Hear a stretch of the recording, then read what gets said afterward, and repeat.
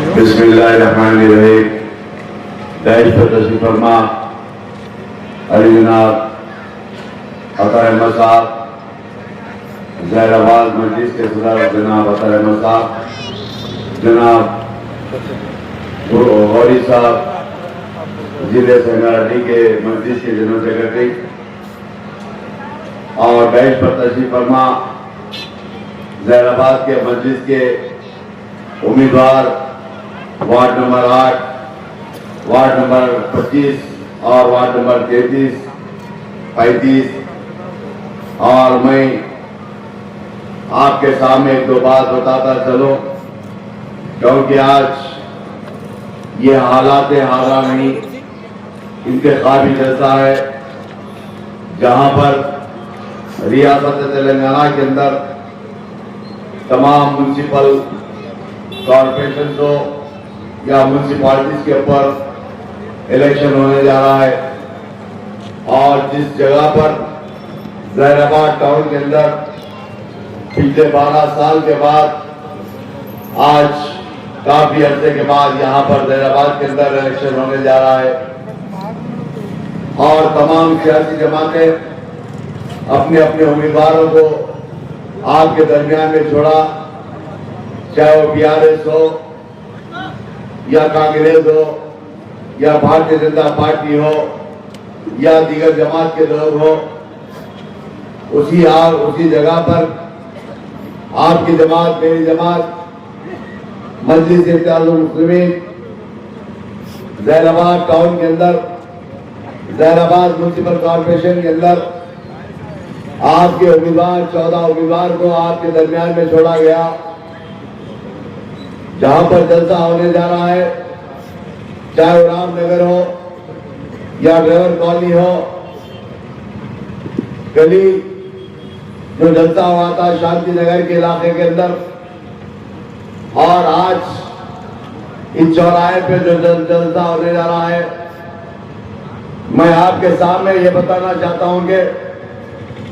जो जहराबाद में कसीर तादाद के अंदर,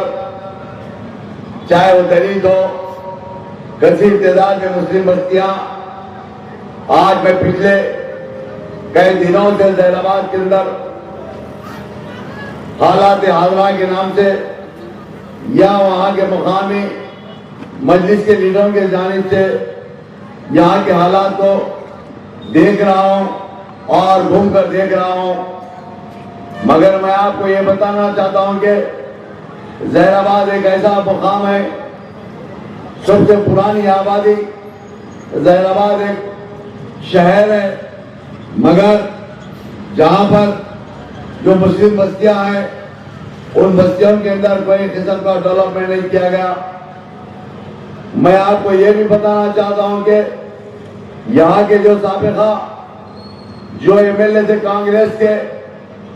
और जो अभी मौजूदा जो एमएलए है, जो बीआरएस के एमएलए है और यहाँ के member of parliament Congress party से ताल्लुक रखते हैं, साबिका में यहाँ के member of parliament BRS party से ताल्लुक था, मगर कोई यहाँ पर डेवलपमेंट का काम नहीं किया गया। अगर कोई डेवलपमेंट का काम किया गया तो उनकी आबादियों के अंदर जो बड़े बड़े बातें करने वाले, उनके आबादियों के अंदर, उनके वेंचरों के ऊपर इन तमाम चीजों को इस्तेमाल किया गया। मगर मैं आपको ये बताना चाहता हूं कि आज 5 साल हो जाता, कांग्रेस भी आपकी चौखट पे आती, बीआरएस भी आती, भारतीय जनता पार्टी भी आती, इन तमाम पार्टी मिलकर आपके चौखट पर आकर आपसे वोट की भीख मांगते हैं। मगर मैं आपको ये बताना चाहता हूं कि हिंदुस्तान के अंदर 2014 से लेकर आज की तारीख तक जो पार्लियामेंट के अंदर जो भारतीय जनता पार्टी की हुकूमत, कभी 3 तलाक के नाम से बिल लाया जाता, कभी वक्त के नाम से बिल लाया जाता, कभी शरीयत के मामले में मदाखिलत, कभी गाय के गोश्त के नाम पर मुसलमानों को मार दिया जाता, कभी दुकान के ऊपर मुस्लिम का नाम लिखने पर कई लोगों को कत्ल किया जाता। मगर हिंदुस्तान की पार्लियामेंट के अंदर ये बड़े बड़े बातें करने वाले कांग्रेस के, बड़े बड़े बातें करने वाले टीआरएस के लोग या दीगर जमात के लोग हिंदुस्तान की पार्लियामेंट के अंदर आज मुसलमान, मैं समझता हूं चाहे कांग्रेस के हो या समाजवादी के हो या राज्यसभा के अंदर या टीआरएस के हो, जब भी मौका आता इन तमाम के तमाम आपके खिलाफ में जो बिल आया जाता, उन बिलों की तायद करने वाली कांग्रेस या टीआरएस इन तमाम मिलकर मजलिस के और आपके खिलाफ में जो भारतीय जनता पार्टी जो बिल लाई जाती उसकी तायद करने वाली कांग्रेस होती है। हिंदुस्तान के पार्लियामेंट के अंदर अगर आपकी तायद करने वाली कोई होती, वो आपकी जमात, मेरी जमात के सदर मोहतरम जनाब नकीब मिल्लत बैरिस्टर असदुद्दीन अली साहब होते हैं। आपने टीवी पर देखा होगा या पेपर के जरिए पढ़कर देखा होगा, हिंदुस्तान के अंदर या मुसलमानों के ऊपर जब भी जुल्म किया जाता या कोई बिल लाया जाता, उन तमाम बिलों की मुखालिफत करने वाली कोई जमात है, वो आपकी जमात, मेरी जमात के सदर मोहतरम होते हैं। हिंदुस्तान के अंदर कई बड़े बड़े रियासतें हैं, चाहे उत्तर प्रदेश हो या बिहार हो या राजस्थान हो या कर्नाटक हो या महाराष्ट्र हो या केरला हो, जहां पर भी मुसलमानों के ऊपर जुल्म किया जाता, उस जुल्म की आवाज उठाने वाली कोई जमात होती, वो आपकी जमात, मेरी जमात के सदर मोहतरम जनाब नकीब मिल्लत बैरिस्टर असदुद्दीन अली साहब होते हैं। मगर जब वोटों का मामला आ जाता, ये टीआरएस के लोग भी आ जाते, ये कांग्रेस के लोग भी आ जाते और जो मुसलमानों का कत्ल करने वाली ये भारतीय जनता पार्टी भी आ जाती। मगर मैं आपसे ये बताना चाहता हूं कि आपको जानना होगा, हिंदुस्तान के अंदर अगर बड़े बड़े बातें कर सेकुलरिज्म बताने वाली ये कांग्रेस के लोग चंद पैसों पर बिककर कांग्रेस के दलाल आपके घरों पर, आपके दरमियान में आकर आपको गुमराह करते हैं और आपके वोटों को खरीदना चाहते हैं। ये कांग्रेस के दलाल हो या टीआरएस के दलाल हो, उन तमाम से बताना चाहता हूं, हिंदुस्तान की पार्लियामेंट के अंदर हालिया में 1 साल पहले जो वक्त का बिल लाया गया था, उस बिल के दरमियान में ना कांग्रेस का सदर बात करता है, ना राहुल गांधी बात करता है, ना आपके खिलाफ में ये भारतीय जनता पार्टी कोई बिल लाती तो कई बात करने वाली शख्सियतें होती। हिंदुस्तान की पार्लियामेंट के अंदर हो या पार्लियामेंट के बाहर आपके ताल्लुक से कोई बात करते हैं तो वो आपकी जमात, मेरी जमात के सदर मोहतरम जनाब नकीब मिल्लत बैरिस्टर असदुद्दीन अली साहब होते हैं। आपको गौर करना होगा, आपको सोचना होगा और आपकी बस्तियों के अंदर अगर आप तरक्की चाहते हैं या डेवलपमेंट चाहते हैं तो आपके मजलिस के उम्मीदवारों के हक में वोट इस्तेमाल करना होगा। गांव के हाल देखिए, चाहे वो शांति नगर हो या घड़ी का इलाका हो या रामनगर हो या ड्राइवर कॉलोनी हो या जहां पर भी जैनाबाद के अंदर कसीर तादाद के अंदर जो मुसलमान बस्तियां हैं, उन बस्तियों के हालात देखिए। मैं आपको बताना चाहता हूं कि यहां पर साबिका में 12 साल पहले जो बल्दिया के जो चेयरमैन साहब थे, वो चेयरमैन साहब कैसा बने उनसे जाकर पूछे। वो चेयरमैन बनने के लिए भी मजलिस का बहुत बड़ा कारनामा है, मजलिस की देन है। चेयरमैन साहब से पूछिए, जो बल्दिया के चेयरमैन बने थे 12 साल पहले, वो चेयरमैन साहब से पूछिए, मजलिस की देन है, मजलिस की वजह से वो चेयरमैन बनते हैं। मगर आज मजलिस के ताल्लुक से बड़े बड़े बातें करने वाले कांग्रेस के लोग, बड़े बड़े बातें करने वाले ये टीआरएस के लोग, ये तमाम मिलकर मजलिस को शिकस्त देना चाहते हैं। मैं आपसे ये भी बताना चाहता हूं कि हालात को गौर करिए। हिंदुस्तान में जो हालात बनते जा रहे हैं, अभी देखिए आने वाले 1 महीना या 2 महीने के अंदर एसआईआर का काम चालू होने वाला है। एसआईआर क्या है? एनआरसी का जो दूसरा नाम एसआईआर रखकर आपको गुमराह करते हैं। मगर आज से 1 साल या 2 साल पहले हिंदुस्तान के अंदर या मुसलमानों को या दलितों को जो आगाह किया गया था, जो होशियार किया गया था, वो आपकी जमात, मेरी जमात के सदर मोहतरम जनाब नकीब मिल्लत बैरिस्टर असदुद्दीन साहब होते हैं। ये कांग्रेस के लोग, उस बिल की भी तायद करने वाले कांग्रेस के लोग, और उस बिल एनआरसी की बिल की तायद करने वाले टीआरएस के लोग होते हैं। उस वक्त भी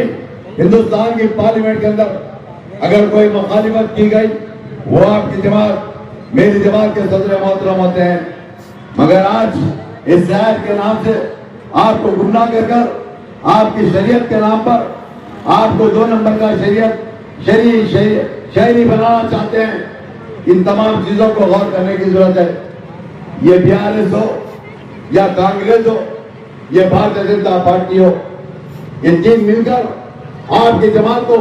शिकस्त देना चाहती है। जब भी इलेक्शन आ जाता है, इलेक्शन से पहले टीआरएस, कांग्रेस, ये भारतीय जनता पार्टी मिलकर मजलिस को शिकस्त देने के लिए एक मंसूबा तैयार करते हैं। ये भारतीय जनता पार्टी तो खुली दुश्मन है, मगर उसी जगह पर ये कांग्रेस या टीआरएस, ये दो मिलकर आपकी जमात को शिकस्त देना चाहती है। ये 15 दिन से लगातार मजलिस के ताल्लुक से एक मंसूबा तैयार कर रहे हैं। मंसूबा ये है, जो जैनाबाद के अंदर जो मजलिस के 14 उम्मीदवार है, इस 14 उम्मीदवारों को शिकस्त देने का एक मंसूबा तैयार करते हैं। चाहे वो रामनगर हो या ड्रेवर कॉलोनी हो या शांति नगर का इलाका हो या घड़ी का इलाका हो, जहां पर भी मजलिस के उम्मीदवार ठहरे हुए, उन तमाम जगह पर ये तमाम मिलकर एक मंसूबा तैयार कर रहे हैं। मैं आपसे अपील करता हूं कि इन तमाम हालात को गौर करिए। मेरे साथी नौजवानों से गुजारिश करता हूं कि आपकी जमात को मजबूत कीजिए। मेरे बुजुर्गों से भी गुजारिश करता हूं कि आपकी जमात को मजबूत कीजिए, क्योंकि चाहे कांग्रेस हो या टीआरएस हो या भारतीय जनता पार्टी हो, ये तमाम के तमाम एक ही सिक्के के 2 रूप है। ये तमाम आपकी जमात को शिकस्त देने का मंसूबा तैयार करते हैं।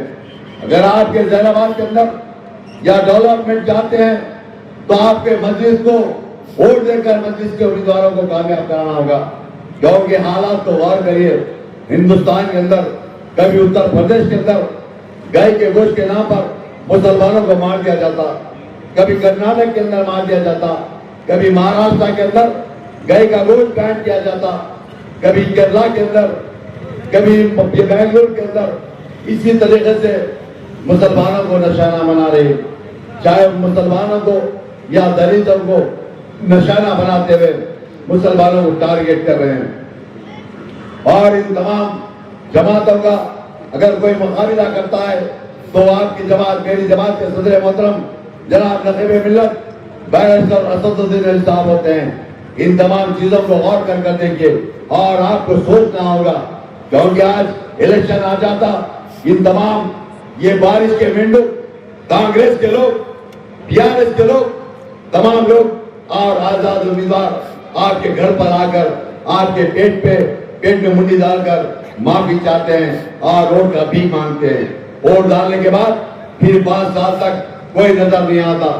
मैं आपको बताना चाहता हूं, अगर मजलिस जहां पर कामयाब होती, मजलिस के 14 उम्मीदवार जैनाबाद के अंदर कामयाब होते, तो मैं समझता हूं इंशाअल्लाह हमारा चेयरमैन भी बन सकता है। क्योंकि आज देखिए जहराबाद के अंदर मैं देख रहा हूँ ना कांग्रेस को इख्तियार मिलने वाला है, ना टीआरएस को मिलने वाला है, ना बीजेपी को मिलने वाला है, मगर आपको मुस्तैद होते हुए आपकी जमात के हक में वोट इस्तेमाल करना होगा। अगर आप वोट देकर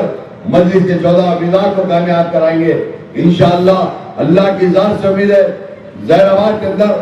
मजलिस का चेयरमैन बनेगा, मजलिस का वाइस चेयरमैन बनेगा। मैं आप तमाम से अपील करता हूं कि